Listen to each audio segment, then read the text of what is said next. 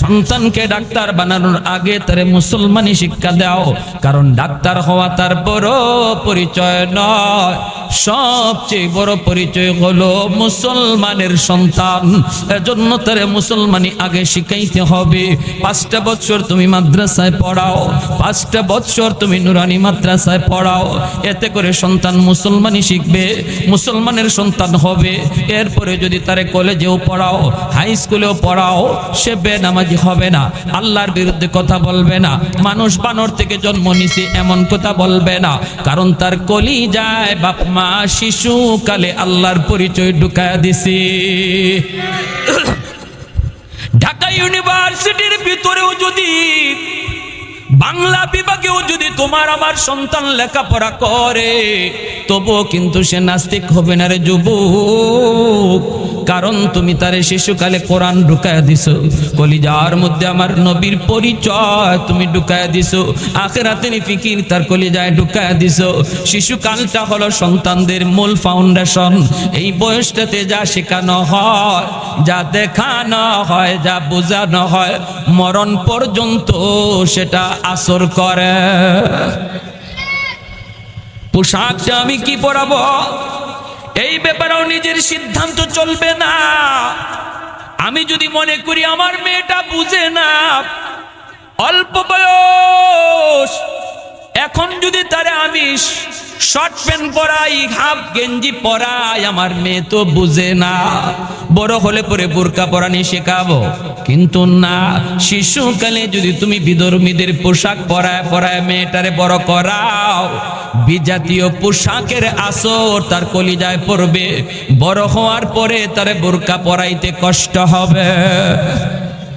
আর যদি শিশুকালেই তারে ধর্মীয় পোশাক পরায় পরায় তুমি বড় করো, লম্বা হাতার জামাটা মেয়েটারে পরানো শিখাও, পায়জামা পরানো তারে শিখাও, ছোট্ট মেয়েটা এখনই তারে ওড়না কি জিনিস বোঝাও, এতটুকু বোঝ দিয়ে যদি তুমি বাবা তারে বড় করো, বড় হওয়ার পরে বোরকা পরো এ কথা বলতে হবে না, বরং সে দিল থেকেই বোরকা গ্রহণ করবে। আওয়াজ দেয়া বলেন ঠিক কি না? এজন্য আল্লাহর নবী বলেন, কুল্লু মাউলুদিন ইউলাদু আলাল ফিতরা ফাআবাওয়াহু ইউখাফিদানিহি আও ইউনাসসিরানিহি আও ইউমাজ্জিসানিহি। আল্লাহ নবী বলেন, দুনিয়াতে সমস্ত সন্তান আল্লাহর পরিচয় নিয়ে দুনিয়া আসে রে। এক আল্লাহর পরিচয় নিয়ে ইহুদির বাচ্চাটাও দুনিয়া আসে, নাসারার বাচ্চাটাও এক আল্লাহর পরিচয় নিয়ে আসে, হিন্দুর সন্তানও দুনিয়াতে আল্লাহর পরিচয় নিয়ে আসে। এমনকি সন্তানগুলি মঈনুদ্দিন চিশতি, আব্দুল কাদের জিলানীর মতো আল্লাহর ওলি হয়ে দুনিয়াতে আগমন করে। এটা আমার নবী বলেছেন, এই কথা আমার নবী বলেছেন, নবীর কথা বিন্দু পরিমাণ কোনো সন্দেহ নাই। নবী বলেন, সন্তান আল্লাহর ওলি হয়ে দুনিয়াতে আগমন করে, এরপরে তার বিলায়াত নষ্ট করে তার বাপ মা। নবী বলতেছেন, ফাআবাওয়াহু ইউহাফিদানিহি আও ইউনাসসিরানিহি আও ইউমাজ্জিসানিহি। আমার উপর আপনারা রাগ কইরেন না, আমার নবীর কথা শুনাইতেছি। নবী বলেন, বাপ মা তারে ইহুদি বানায়, বাপ মা তারে নাসারা বানায়, বাপ মা তারে মুশরিক বানায়, বাপ মা সন্তানটারে বেনামাজি বানাইছে, বাপ মা সন্তানটারে ভিন্ন পথে চালাইছে। কেমনে, কেমন করে মুহাদ্দিসিনে কেরাম বলেন, এই সন্তান ঘরে দুনিয়াতে আসার পর সবার আগে বাবাকে দেখে, সবার আগে মাকে দেখে। মা হলো তার সর্বপ্রথম শিক্ষিকা, বাবা হলো তার সর্বপ্রথম শিক্ষক, ঘর হলো সর্বপ্রথম বিদ্যালয়। এই ঘরের মধ্যে আমার সন্তান যা কিছু দেখবে, বাবাকে যা কিছু করতে দেখবে, মাকে যা কিছু করতে দেখবে, সব কিছু সন্তান শিখবে, কারণ এটাই হলো তার সর্বপ্রথম বিদ্যালয়।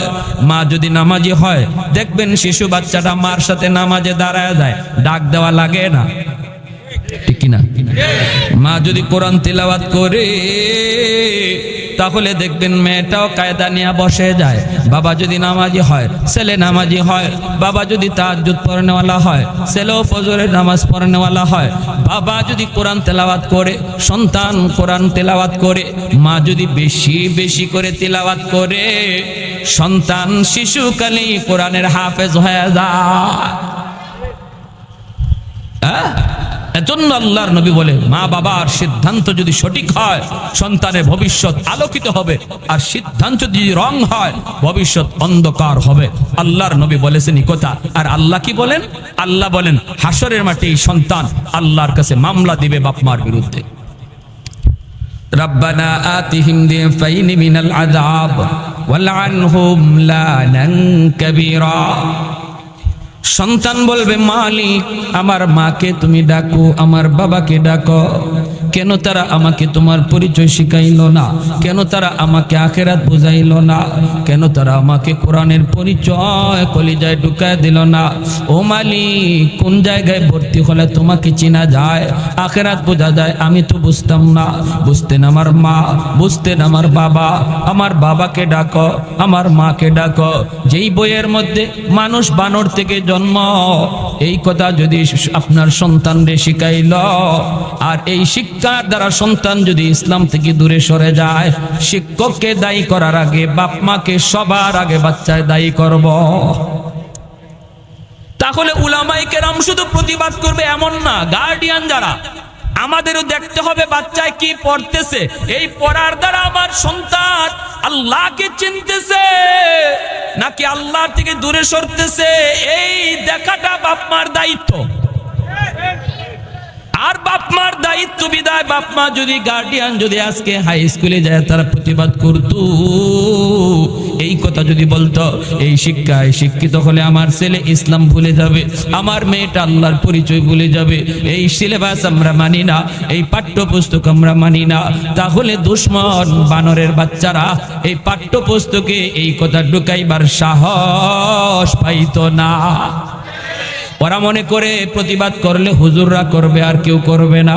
এজন্য বলি, যুবক, সব দায়িত্ব আলেমদেরকে দিও না রে, নিজেদের কাঁধেও কিছু দায়িত্ব আছে, নতুবা সন্তান মামলা দিয়া জাহান্নামী বানায় দিবে। সন্তান বলবে, মালিক আমার মাকে হাজির করো, আমার বাবাকে হাজির করো, আমি আমার বাপ মার কাঁধে পাড়া দিয়া জাহান্নামে যাব।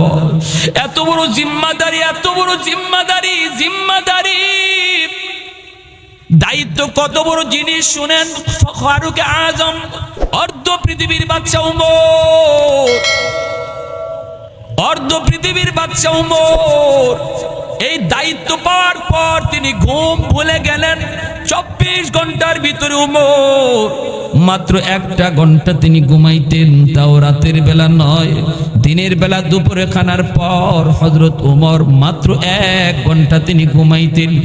বাকি 23টা ঘন্টা তিনি শুধু জনগণের হালত দেখার জন্য দায়িত্ব নিয়ে তিনি ব্যস্ত থাকতেন। কোথায় জানি আমার কোন দায়িত্বে অবহেলা হয়, কিয়ামতের ময়দানে আল্লাহর কাছে আমার আমানতের ব্যাপারে ধরা খাইতে হয়। রাতের অন্ধকারে ওমর ছদ্মবেশে বের হয়ে তিনি মানুষের হালত দেখতেন। একদিন তিনি বের হয়ে গেছেন, মদিনার সমস্ত মানুষ জানে ওমর রাতের অন্ধকারে ছদ্মবেশে তিনি বের হন মানুষের হালত দেখার জন্য। একদিন মদিনা শহর থেকে বের হলেন, সাথে কোনো বডিগার্ড নাই, খাদেম খুদ্দাম কেউ নাই, শুধু একা একা বের হয়ে গেলেন। ছদ্মবেশে বের হতেন। হযরত ওমর বের হয়ে মদিনার পাশে একটা এলাকা দেখতে পেলেন। ওই এলাকার মধ্যে দেখা যায় রাস্তার পাশে একটা ঘর, ঘরটা তেমন বেশি ভালো না, অনেকটাই নরম, কিন্তু দেখতে পেলেন এই ঘরের মধ্যে রাত 12টার পর ঘরে বাতি জ্বলতেছে। হযরত ওমর টেনশনে পড়ে গেলেন, এত রাতে ঘরে বাতি কেন? মনে হয় কোনো খারাপ লোকের আড্ডা বসেছে। ওমর আরো আস্তে আস্তে সামনে আগায় গেলেন। আগায় তিনি দরজার পাশে যায় তিনি শুনতে পেলেন কান লাগায়া, এই ঘরের ভিতরে 3টা অবুঝ বাচ্চা, নিষ্পাপ অবুঝ 3টা বাচ্চা মাকে জড়ায় ধরে কাঁদতেছে। আর মা বাচ্চাগুলির বলতেছে, বাবা একটু ধৈর্য ধরো, ঘুমাও, এই যে মা চুলার মধ্যে খানা রাঁধতেছি, কিছুক্ষণের ভিতরেই তোমাদের খানা পাক হয়ে যাবে, তোমরা একটু ঘুমাও। ওই তো মা রান্না করতেছি, এই বইলা বাচ্চাদেরকে মা বুঝ দেওয়ার চেষ্টা করতেছে। আর মহিলাটার চোখ দিয়েও দর দর করে পানি পড়ে। খলিফাতুল মুসলিমিন হযরত ওমর দরজার পাশ থেকে নিজের পরিচয় না দিয়া তিনি বলতেছেন, মা গো, ও মা, ঘরে এত রাতে বাতি কেন জ্বলে, চুলায় কেন আগুন জ্বলে, বাচ্চাগুলি বা কেন কান্না করে? মহিলা ডাক দিয়া কয়, কে তুমি? হযরত ওমর নিজের পরিচয় না দিয়া বলেন, আমি একজন মুসাফির। মহিলায় কয়, মুসাফির?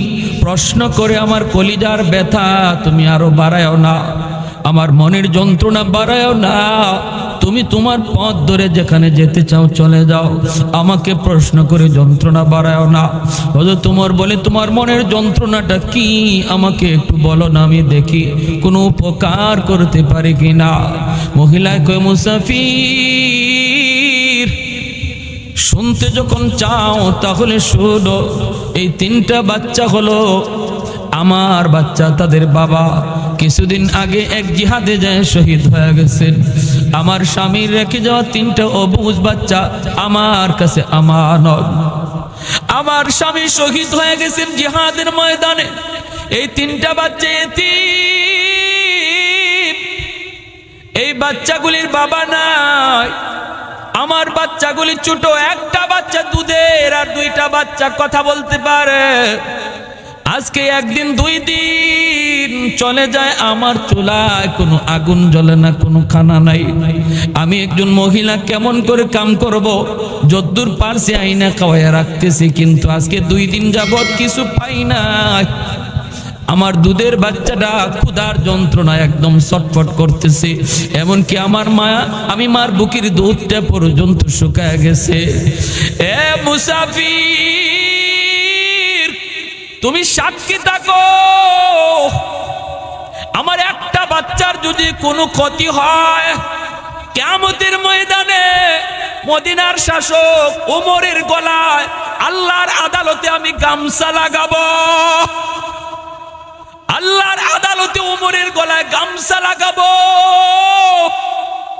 যদি আমার একটা বাচ্চার কোনো ক্ষতি হয়, যেই মাত্র এই কথা বলছে খলিফাতুল মুসলিমিন হযরত ওমর চোখ থেকে দর দর করে পানি পড়ে, পশমগুলি দাঁড়ায় যায়, কাঁপতেছেন ডরে আর ভয়ে। আর শুধু বলেন, মালিক তুমি আমারে কেমন দায়িত্ব আমার কাঁধে দিছো গো আল্লাহ, আমি তো এত বড় দায়িত্ব নিতে চাই না, যেই দায়িত্বের কারণে তোমার আদালতে আমার গলায় গামছা লাগবে। আল্লাহ এত বড় দায়িত্ব তুমি আমারে কেন দিছো? হযরত ওমর তখনও নিজের পরিচয় দেন না, পরিচয় না দিয়ে বলতেছেন, মা গো, ও মা। ওমর তো তিনি ব্যস্ত মানুষ, কত এলাকা থেকে কত মানুষ আসে, সবার সাথে দেখা করতে হয়, কত জায়গায় যাইতে হয়। তুমি কি তোমার খবরটা একটু দিতে পারো না? কেন তুমি তোমার খবরটা দিলা না? মহিলা তখনই ডাক দিয়ে কই, মুসাফির তুমি মনে হয় আমার নবীর হাদিস জানো না? আমার নবীর হাদিস হলো, জনগণের হালত আর খবর নিবে বাদশাহ, যে সে বাদশার দায়িত্ব হলো জনগণের হালত জানা, জনগণের দায়িত্ব নয় বাদশারে জানানো। এটা নবীর হাদিস, কেন তুমি হাদিসটা জানো না? এই কথা বলতেই হযরত ওমর আরো ভয় পেয়ে গেলেন। মহিলা তো জানতেন কোনো মহিলা নয়, সে তো আমার মায়ার নবীর হাদিসও ভালো করে জানে। হযরত ওমর কাঁদতেছেন, দাঁড়ি বেয়ে বেয়ে পানি পড়ে। মহিলাকে নিজের পরিচয় তিনি দেন না, দৌড় শুরু করে দিলেন মদিনার দিকে। বাইতুল মালের পাশে যায় ডাক শুরু করলেন, কই রে আমার ম্যানেজার, কই তোমরা? তাড়াতাড়ি ঘুম থেকে উঠো, বাইতুল মালের চাবি দিয়া তাড়াতাড়ি তালা খুলে দাও। সবাই ঘুম থেকে যার যার মতো করে দৌড় দিয়া ঘুম থেকে উঠলো। এত রাত 1টা 2টা বাজে, এত রাত খলিফার আওয়াজ। চিৎকার করে ওমর ডাকতেছেন, বাইতুল মালের গেট খোলো, বাইতুল মালের তালা খোলো। দ্রুত করে তারা তালা খুলে দিল। আমিরুল মুমিনিন অর্ধ পৃথিবীর বাদশা ওমর কাঁদতেছেন, দর দর করে পানি বেবে, দাড়ি ভিজে ভিজে জমিনে পানি পড়ে। দৌড় দিয়ে তিনি ভিতরে ঢুইকা 8 আটার বস্তাগুলি টানাটানি শুরু করে দিলেন। ওনার ব্যক্তিগত খাদেম আসলাম দেখো হযরত ওগো আমিরুল মুমিনিন, আপনি আমারে কোন কি হইছে, আপনি আমারে কোন আমার মাথায় বস্তাটা তুইলা দেন, আমার মাথায় বস্তা তুইলা দেন। হযরত তোমার কান্দে আর কয় আসলাম তুই সর, আল্লাহর আদালতে বোঝা লইয়া উমর উঠবে, তুই উঠবি না। উমরের গলা গামছা লাগবে, উমরের গলা থেকে যদি গামছা বাঁচাইতে চাও বস্তাটা আমি উমরের মাথায় তুইলা দাও। অর্ধ পৃথিবীর বাদশাহ নিজের মাথায় আটার বস্তা নিয়ে দৌড় শুরু করলেন। এ দুনিয়া রাজা বাদশারা একটা নজির দেখাও, একটা নজির। আজকে যারা ইসলাম ফুবিয়া, ইসলাম নিয়ে মন্দ বলতে চায়, মুসলমানদেরকে জঙ্গি বলতে চায়, মুসলমানদেরকে উগ্রবাদ বলতে চায়, এমন একটা নজির তোমরা দেখাও। কোন রাষ্ট্রপ্রধান মাথায় আটার বস্তা নিয়ে রাতের বেলা দৌড়ায় জনগণের দরজা দেওয়ার জন্য? আসলাম পিছনে পিছনে ওমরের পিছনে পিছনে দৌড়ায়। হযরত ওমর ডাক দেখ করে আসলাম আমার ঘরে যা, যাই আমার বিবিরে জিগা নগদ কিছু রুটি আর গোশত আসেনি, আমার পিছনে পিছনে তুই দৌড়ে আয়। আসলাম তাড়াতাড়ি দে নগদ রুটি আর গোশত লইয়া হযরত ওমরের পিছনে পিছনে দৌড়ান। হযরত ওমর দৌড় দিয়া ওই ঘরের পাশে আইসা আসলামের কাছ থেকে রুটি আর গোশতটা নিয়া ডাক দিয়া কয় মা তোমার দরজার সামনে। মহিলাটা দরজা খুইলাই পর্দার ভিতরে চলে গেল। হযরত ওমর ভিতরে যায় তিনি ঢুকলেন, ঢুইকে তিনি বলতেছেন মা গো এই যে রুটি আর গোশতটা রাখলাম আর একটা আটার বস্তা এখানে দিয়া গেলাম, একটা আটার বস্তা দিয়া গেলাম। ইনি তো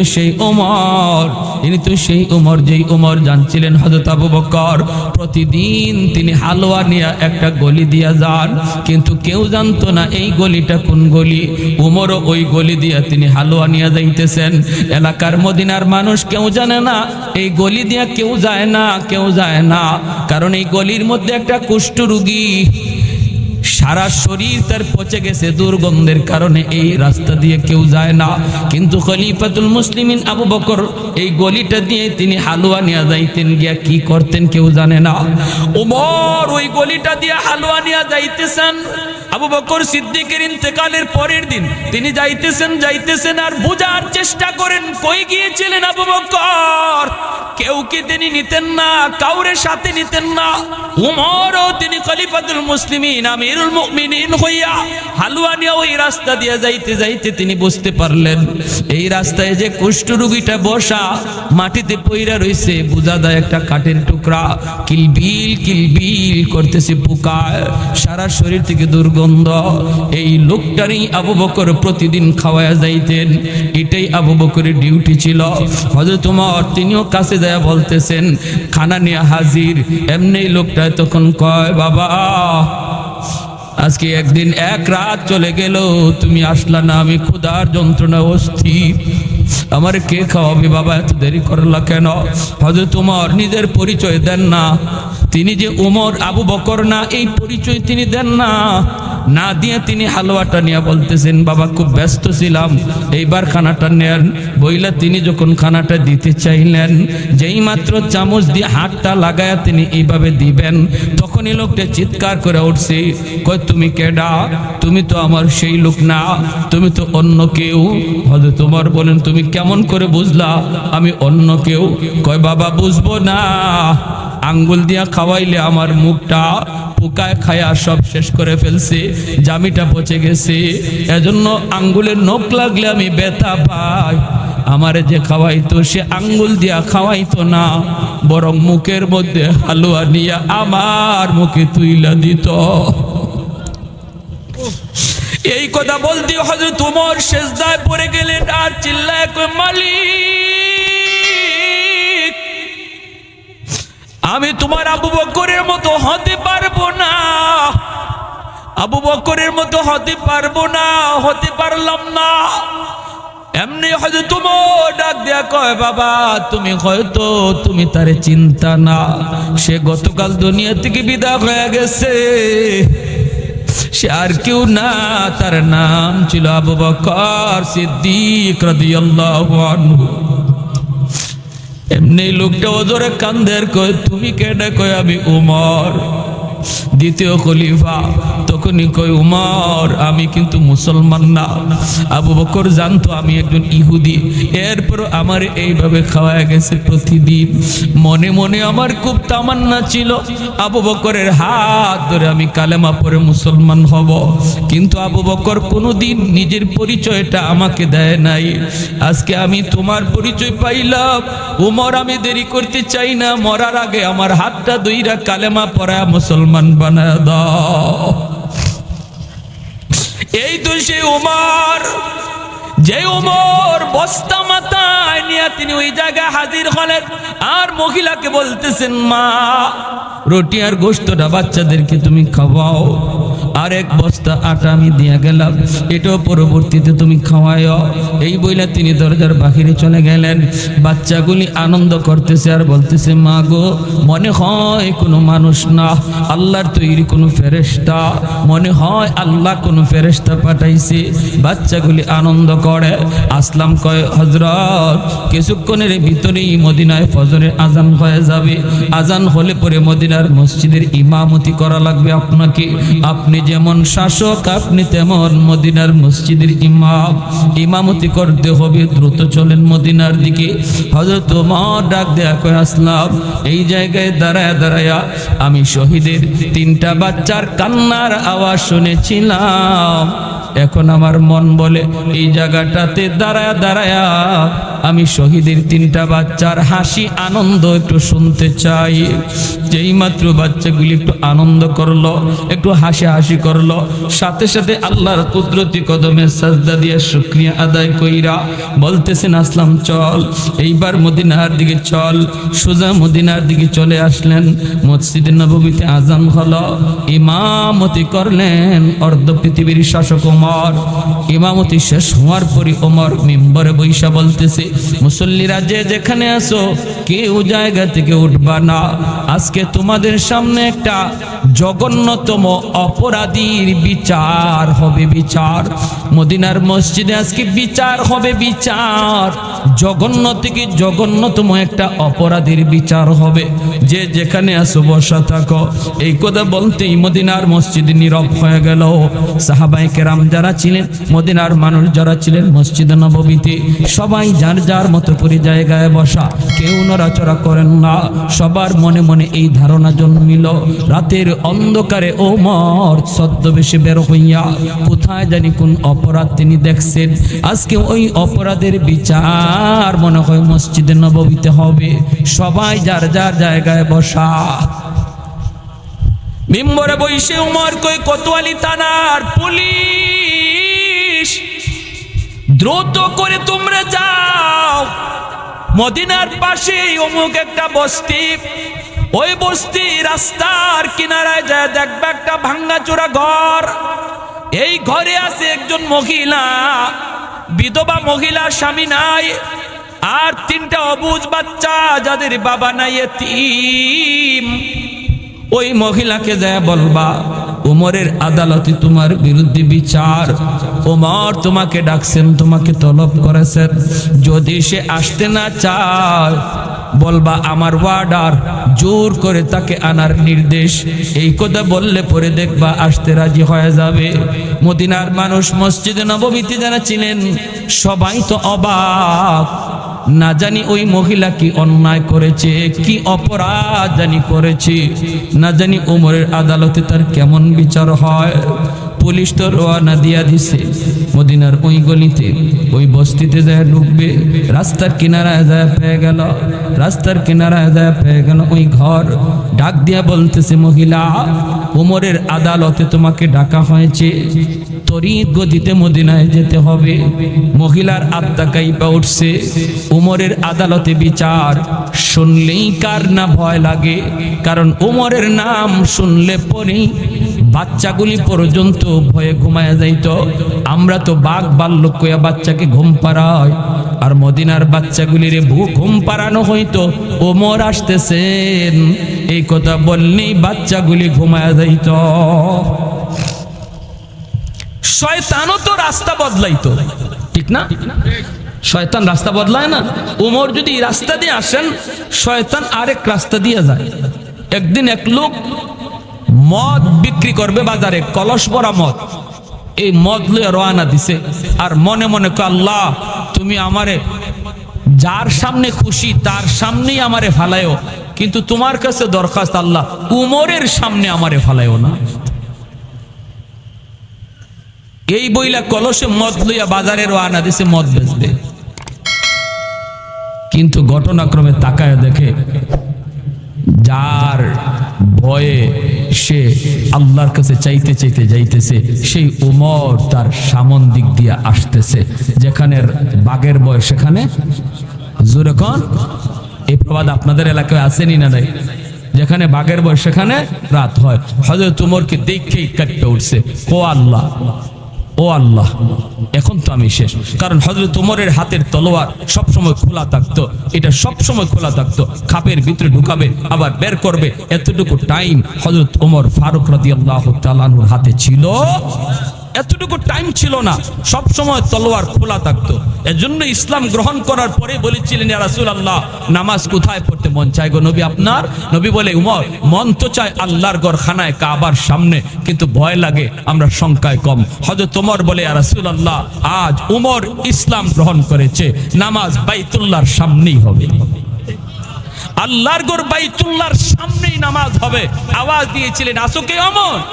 যে স্ত্রীকে বিধবা বানাতে চাও আসো, কেউ এমন যে সন্তানকে এতিম বানাতে চাও আসো, আমি উমরের সামনে আসো। ভয়ে কেউ আসে নাই, বাইতুল্লাহর ছায়ায় মায়ার নবীর নিয়া সর্বপ্রথম নামাজ আদায় করেছে। যেরকম সুবহানাল্লাহ।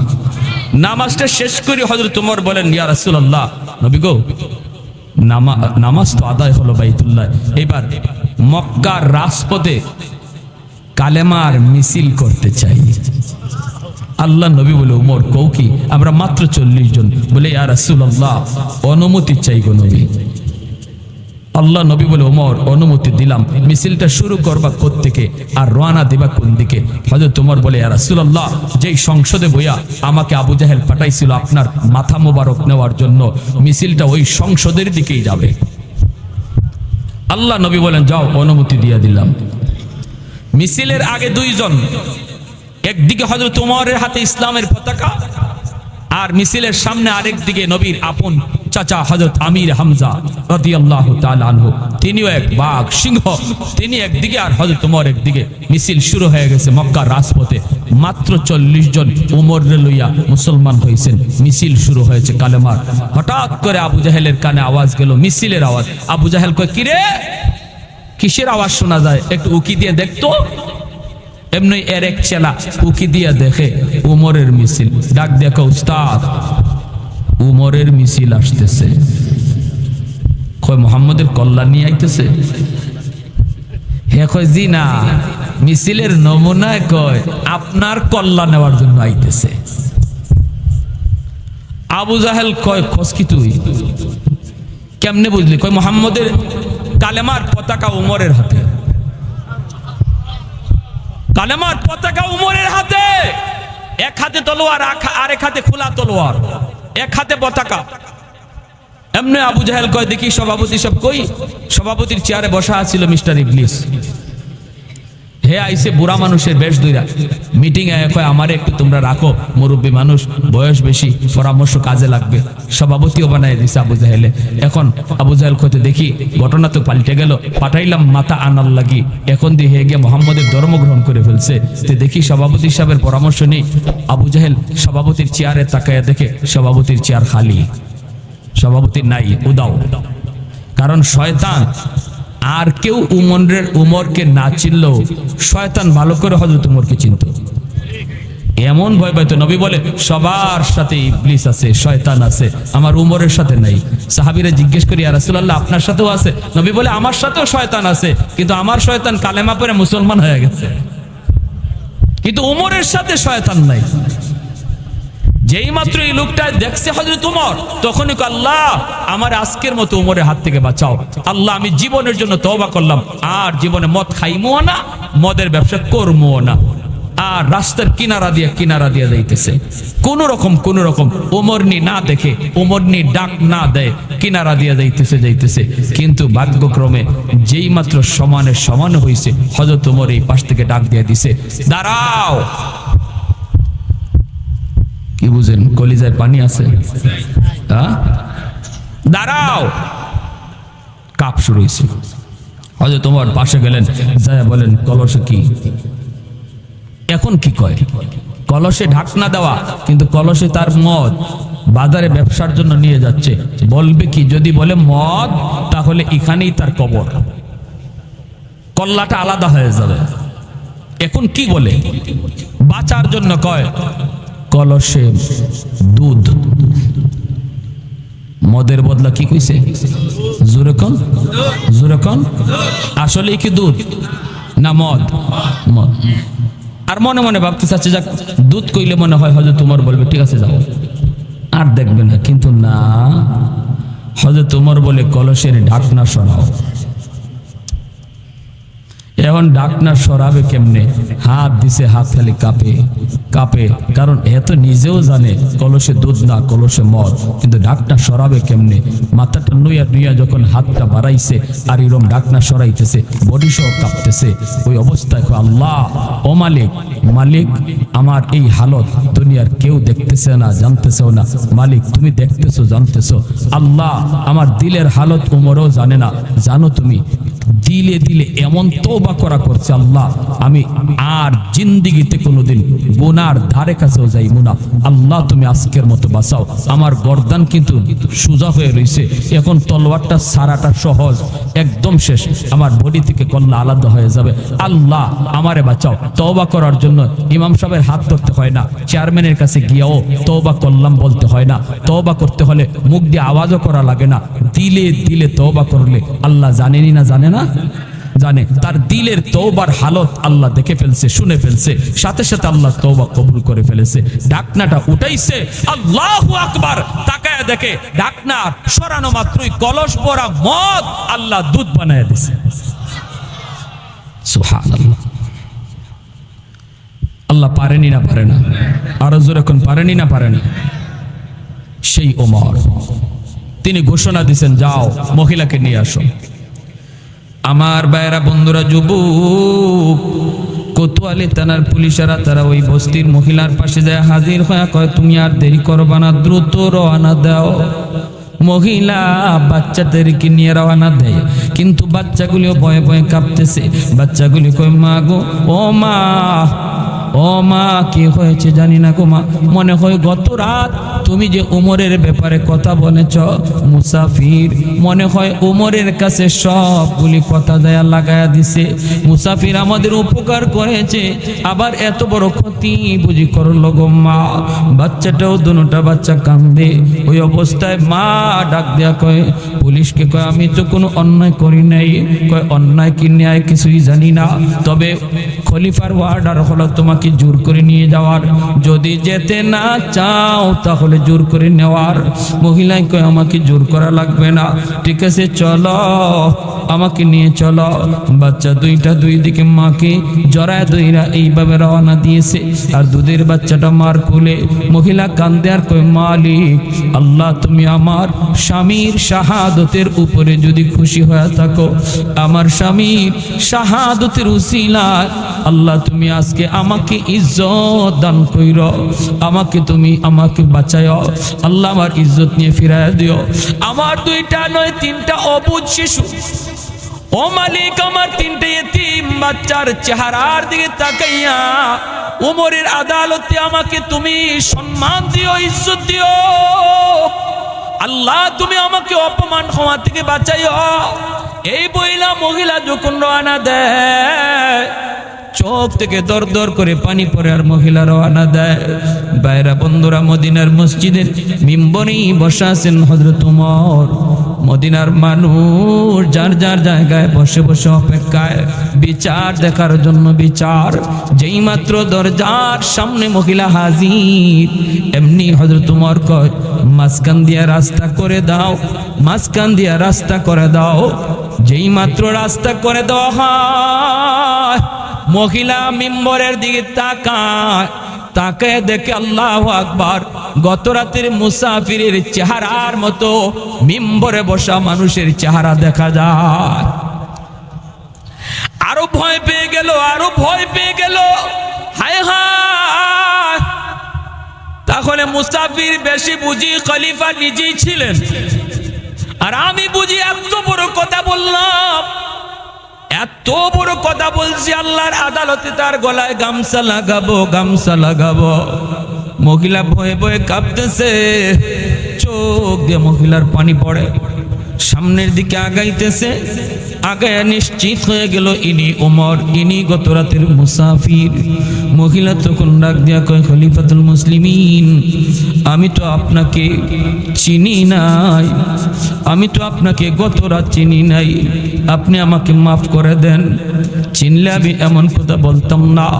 কাঁপতেছে মহিলা, বাচ্চাটাও কাঁপতেছে, দুই দিকে যে দুইটা বাচ্চা, এরাও ভয়ে মাকে মার বোরকা জড়ায় ধরে কাঁদতেছে। মদিনার মানুষ সবাই তাকায় রইছে। ওই অবস্থায় হযরত ওমরের চোখ দিয়া পানি পড়ে আর দাড়ি বেয়ে বেয়ে পড়তেছে। মিম্বর থেকে দাঁড়াইয়া নিজের গলায় নিজেই গামছা লাগাইয়া মহিলার হাতে গামছাটা ধরাইয়া হযরত ওমর বলতেছে, মা তুমি উমরের গলায় গামছা লাগাইয়া মদিনার অলি গলি ঘোরাও, তবু আমার মাওলার আদালতে ওমরের গলায় গামছা লাগায়ও না, আমার আল্লাহর আদালতে আমার বেইজ্জত কইরো না। দুনিয়াতেও তোমার যা মন চায় আমার উপরে তুমি বিচার করো, যা মন চায় তুমি আমাকে শাস্তি দাও। এই বইলে যখন তিনি কান্না শুরু করছেন, তখনই মহিলা সেজদায় পড়ে আল্লাহর শুকরিয়া আদায় করে আর কই, মালিক, মালিক, এখন আমি বুঝতে পারলাম কেন তোমার হাবিব বলেছিলেন, আল্লাহ কেন তোমার হাবিব বলেছিলেন আমি নবীর পরে যদি কেউ নবী হতো হতো সে উমর। জোরে কোন সুবহানাল্লাহ, আর একটু জোরে কোন সুবহানাল্লাহ। এজন্য রে ভাই, দায়িত্ব বহুত বড় জিনিস। সন্তান আমার আপনার কাছে একটা দায়িত্ব, এই সন্তানের ব্যাপারে অবহেলা কইরেন না। এলাকার মধ্যে মাদ্রাসা আছে, 5টা বছর মাদ্রাসায় পড়ান, এরপরে আপনি স্কুলে দিয়ে দিয়েন, এরপরে আপনি তার কলেজে দিয়ে দিয়েন, নিষেধ করব না, কিন্তু 5টা বছর মাদ্রাসায় পড়াইলে পরে আপনার সন্তান মুসলমানি শিখবে, বাপ মার জিম্মাদারি আদায় হবে, আর হাসরের মাঠে আল্লাহর আদালতে বাঁচা যাবে। আর যদি তা না করি, তাহলে সন্তান বাপ মার বিরুদ্ধে মামলা দিয়া আল্লাহর আদালতে বাপ মারে ধরা খাওয়ায়া দিবে। আর যদি আলেম হাফেজ বানাইবার নিয়ত করেন, তাহলে তো নূরুন আলা নূর, ঠিক না? হাসরের মাঠে আল্লাহ সমস্ত হাসরবাসীর ভিতরে কিছু মানুষকে নিজে তালাশ করবে। হাসরবাসী বলবে, আল্লাহ আমি নবীর বাবা, একজনে গিয়ে কইব, আল্লাহ আমি নবীর মা, আল্লাহ বলবেন আমি তোমাকে খুঁজি না। হঠাৎ করে একজন হাফেজ কোরআনের মা আর বাবা, আলেমের বাপ মা গিয়ে কইব, আল্লাহ আমি হাফেজ সাহেবের আম্মা, আমি হাফেজ সাহেবের আব্বা। আল্লাহ তখন হাতে রাখা মুকুট মাথায় পরায় কইব, আমি তোমাকেই খুঁজতেছি। মান কারা আল কুরআন ওয়া আমিলা বিমা ফিহি উলবিসা ওয়ালিদাহু তাজান ইয়াউমাল কিয়ামা দাউহু আহসানু মিন দাউই শামস। ধন্য ওই বাবা ওই মা যেই বাপ মার সন্তান কোরআনের হাফেজ হয়েছে, যেরকম সুবহানাল্লাহ। ধন্য ওই বাপ্পা যেই বাপ মার সন্তান আলেম হয়েছে, মুফতি মুহাদ্দিস হয়েছে। হাসরের মাঠে আল্লাহ আব্দুল কুদ্দুস আব্দুর রহিমকে ডাক দিবে না, ডাক দিবে ও হাফেজ সাহেবের আব্বা, ও হাফেজ সাহেবের আম্মাকে। দুনিয়ার মানুষ তারে যেই নামে ডাক দিছে, দুনিয়াতে মানুষ তারে যেই নামে বুলাইছে, আল্লাহ হাসরের মাঠে ওই নামেই তারে ডাক দিবে। জোরে কন্না সুবহানাল্লাহ। আল্লাহ বলবে, কেন জানো? দুনিয়াতে তোমার সন্তানের মাথায় পাগড়ি পরাইছে তার উস্তাদগণ, এলাকার মানুষগণ, সে যখন হাফেজ হইছে, কিন্তু আমি আল্লাহর কুদরতি নজর ছিল তোমরা বাপ মার দিকে। কারণ দুনিয়ার মানুষ সব চলতেছিল স্রোতের তালে তালে স্কুল কলেজের দিকে, আর তুমি বাপ মা চলতেছিলে স্রোতের উল্টা দিকে, আমি আল্লাহকে খুশি করার লাইনে মাদ্রাসার দিকে। সবাই চলতেছিল স্কুল কলেজের দিকে, তুমি চলতেছিলা উল্টা দিকে মাদ্রাসার লাইনে। ওই দিনও আমি আল্লাহর মায়ার নজর তোমাদের বাপ মার দিকেই ছিল। যেরকম সুবহানাল্লাহ। হাসরের মাঠে আল্লাহ কইব, দুনিয়াতে তোমার সন্তানের মাথায় যখন পাগড়ি পাগড়ি পরাইছে উস্তাদ, সেদিনও আমার নজর ছিল তোমাদের বাপমার দিকে, তোমাদের বাপমার দিকে। আমার আব্বা যখন আমার মাদ্রাসায় দেন, আমার ফ্যামিলিতে নিষেধ আসছে, আমার চাচারা নিষেধ দিছে, আমার আত্মীয় স্বজন নিষেধ দিছে, আমার আত্মীয় স্বজনের ভিতরে কেউ মাদ্রাসায় নাই, সবাই জেনারেল লাইনে শিক্ষিত। আমার আব্বা নিজেও একজন জেনারেল শিক্ষিত, তিনি সরকারি হেলথ ইন্সপেক্টর থেকে বর্তমানে রিটায়ার্ড। এরপরে আমার ভাই ইমিডিয়েট ছোট ভাই, আপন ছোট ভাই, আইন মন্ত্রণালয়ের রানিং উপসচিব। এরপরে ছোট ভাইটো সে আমেরিকায়। আলহামদুলিল্লাহ দিনের বুঝ আছে সবার। আমার আব্বারে যখন চাচারা নিষেধ করছে, ছেলেটা প্রাইমারি স্কুলে বৃত্তি পাইলো, এই ছেলেটারে মাদ্রাসায় দিতেছ, ও মাদ্রাসায় গিয়ে নিজের জীবন চালাবে কেমনে, বউ ফালবে কেমনে, সংসার চালাবে কেমনে, নিজে খাইবে কেমন করে। আব্বা বলেছিলেন, উলামায়ে কেরামের জবানে শুনছি, মানুষ সৃষ্টির আগে আল্লাহ রিজিকের ব্যবস্থা করে রাখছে। অতএব আমার সন্তান যদি হাফেজ হয়, আলেম হয়, আমার সন্তান কি খাবে, কিভাবে চলবে, এই ব্যবস্থা সন্তান আর দুনিয়াতে পাঠাইবার আগে আল্লাহ ব্যবস্থা করে রাখছে। এমন জবাব দিয়েছিলেন। আলহামদুলিল্লাহ আমার আব্বা ঠকেন নাই, বরং লাভ করেছেন, জিতছেন। আওয়াজ দিয়ে বলেন ঠিক কিনা? এজন্য আপনারাও যেই সকল বাপ মা দুনিয়াতে মানুষের তালে তালে না চইলা, স্রোতের তালে তালে না চইলা, আল্লাহকে খুশি করার জন্য উল্টা দিকে চলছে না, সন্তানের কামাই খাওয়ার জন্য সন্তান জন্ম দেই নাই, সন্তান জন্ম দিয়েছে সদকায়ে জারিয়া বানানোর জন্য। আমি যদি গুনার কারণে কবরে আযাবেও পড়ি, আমার সন্তানের উসিলায় যেন আল্লাহ কবরে আযাব মাফ করে, এজন্য সন্তান জন্ম দিছি। এই নিয়ত কইরা যেই বাবা যেই মা সন্তানকে মাদ্রাসায় লইয়া যায়, মালিক বলেন ওই দিন আমার কুদরতি নজর বাচ্চাটার উপরে যা থাকে, এর চেয়ে বেশি থাকে বাপ মার দিকে। ধন্য প্যারে হাজিরিন, এজন্য মন ছোট করব না, মনটারে শক্ত করব, মনটারে বড় করব না। সন্তান মাদ্রাসায় দিব, আলেম বানাবো, হাফেজ বানাবো, হাফেজ বানাবো। আর যদি মাদ্রাসায় না দেই, স্কুল কলেজে পড়াইবার নিয়ত করি, বাধা নাই।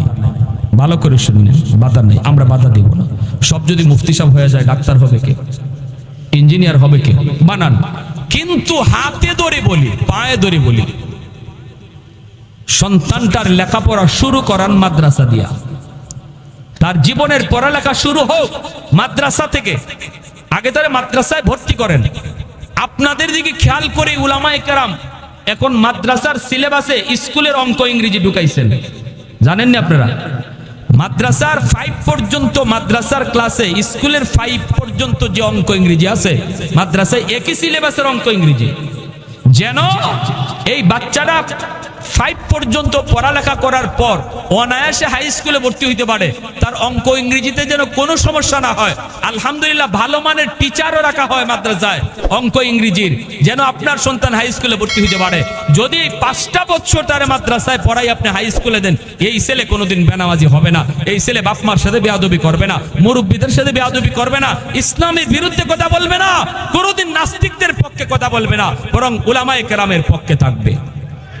আওয়াজ দিয়া বলেন ঠিক কি না? আজকে আপনাদের প্রধান অতিথি বইলা গেছেন, তার বাবা, তার দাদাও একজন আলেম ছিলেন, দারুল দেওবন্দের একজন আলেম। আলহামদুলিল্লাহ এই বুঝটা আছে বিদায়ী তো আজকে আলেমদের পক্ষে, ঠিক না? ঠিক কিনা জোরে খান? এমন ডাক্তার হবে, আদর্শ ডাক্তার হবে, ইঞ্জিনিয়ার হবে, আদর্শ ইঞ্জিনিয়ার হবে। আর যদি শিশুকালে মুসলমানি না শিখান, তাহলে হালাল হারাম বুঝবে না, হালাল হারাম চিনবে না। 30,000 টাকার লোভে পইরা ডাকাতি করে ফেলবে, ডাকাতি, ডাক্তারি না, ডাকাতি করে ফেলবে। বলে দিলাম, নরমাল ডেলিভারি কেস, ভালো করে ডাক্তার জানে নরমাল হবে, এরপরও 30,000 টাকার লোভে পড়ে গেছে। সিজার করলে 30,000, নরমাল ডেলিভারি হলে মাত্র বিল আসবে 5,000 10,000। ডাক্তার রিপোর্ট করলো ডেলিভারি নরমাল হলে বাচ্চা মরবে, মাও মারা যাওয়ার আশঙ্কা আছে, সিজার করতে হবে। ভুল, মিথ্যা একটা সার্টিফিকেট দিল। যেই ডাক্তার 30,000 টাকার লোভে পইরা একজন সুস্থ মহিলাকে চিরদিনের জন্য অসুস্থ বানায় দিল, বলুন এই ডাক্তারে ডাক্তার বলবেন না ডাকাত বলবেন? আরো জোরে বলেন।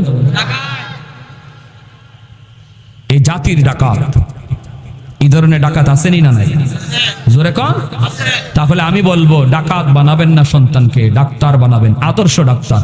কখন হবে? যখন তার ভিতরে হালাল হারামের বুঝ থাকবে, জায়েজ নাজায়েজের বুঝ থাকবে, হালাল হারামের বুঝ থাকবে। আর এই হালাল হারামের বুঝটাই শিশুকালে ঢুকায়া দেয় ইসলামী শিক্ষা, মাদ্রাসা শিক্ষা। প্যারে হাজিরিন, কষ্ট হইতেছে আপনাদের? শেষ দিয়ে দিব, আর কথা না, লম্বা হয়ে গেছে অনেক। এজন্য অনুরোধ করব আপনাদের কাছে, আমি আপনাদের এলাকার নতুন, একদম নতুন। যদি আমার এই কথাটার উপর অন্তত কয়েকজন দিল থেকে হাতটা তুলেন যে হুজুর ইনশাআল্লাহ নিয়ত করলাম সন্তানকে আমরা শিশুকালে এই মাদ্রাসায় ভর্তি করব, যেন আল্লাহর আদালতে বাবা হিসাবে বাঁচতে চাই, জবাবদিহিতা থেকে যেন বাঁচি, নাইলে কলিজার টুকরা সন্তানে আসামি বানিয়ে দিবে। সন্তান যেন আমার মুসলমানের সন্তান হয়ে বড় হয়, ডাক্তার হলেও যেন আদর্শ ডাক্তার হয়। এই নিয়তটা কার কার আছে? কোন কোন বাবার একটু হাতটা আল্লাহকে দেখান। আল্লাহ তুমি প্রতিটা হাতকে কবুল করো। যারা বিয়া শাদী করো নাই, বিয়া করার আগেই নিয়ত করো, বিয়া করার আগেও এই নিয়ত করো, আল্লাহ একজন দিনদার মহিলা মিলাই দিও, আর আমার সন্তানরাও আমি মাদ্রাসা থেকে পড়ালেখা শুরু করাবো। এরপরে 5 বছর পরে সিদ্ধান্ত নিয়েন আপনি আলেম বানাইবেন না ডাক্তার বানাইবেন, হাফেজ বানাইবেন না ইঞ্জিনিয়ার বানাইবেন, সেটা আপনার উপরে আমি ছেড়ে দিলাম, এখানে চাপ দিব না। কিন্তু বলবো যদি হাফেজ আলেম বানান তাহলে নূরুন আলা নূর, ধন্য ওই বাপ মা। আল্লাহ আমাদের সবাইকে কথাগুলোর উপর আমল করার তৌফিক দান করুন।